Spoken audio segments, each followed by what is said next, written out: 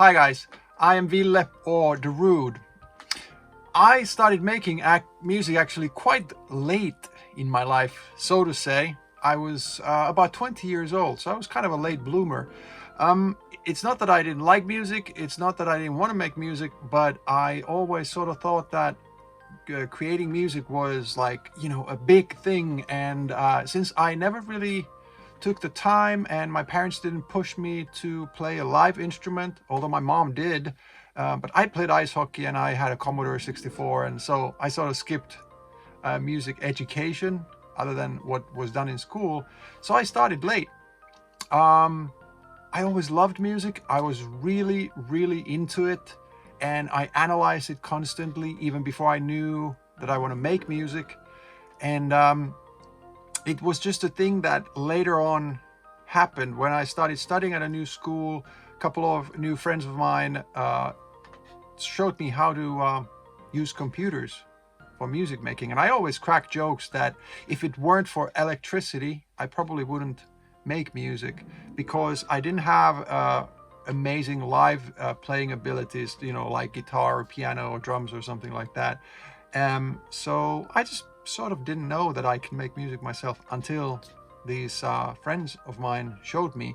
And so I sort of started making music before I knew really well how to play music. But what's cool about music is that we all have it in us.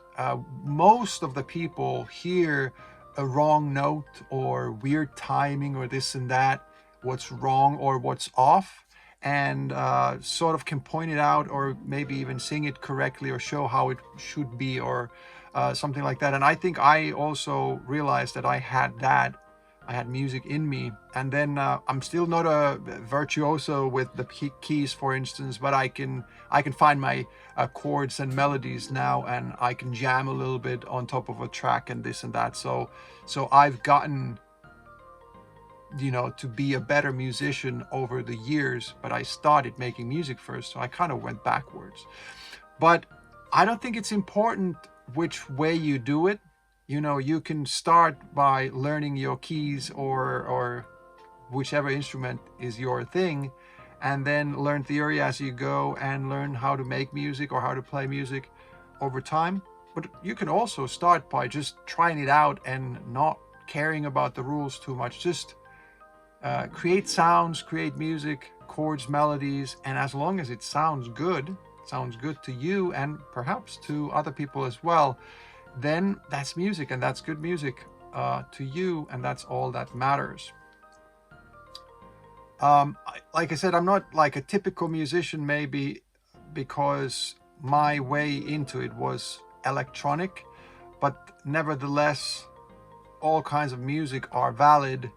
And as long as as long as there's emotion, energy, some sort of thing that makes me move, either emotionally or just physically makes my head nod or feet tap or makes me get up off a chair and, bust a move. That's when I've been successful myself, or somebody else who made the music that I heard and made me do some of those things.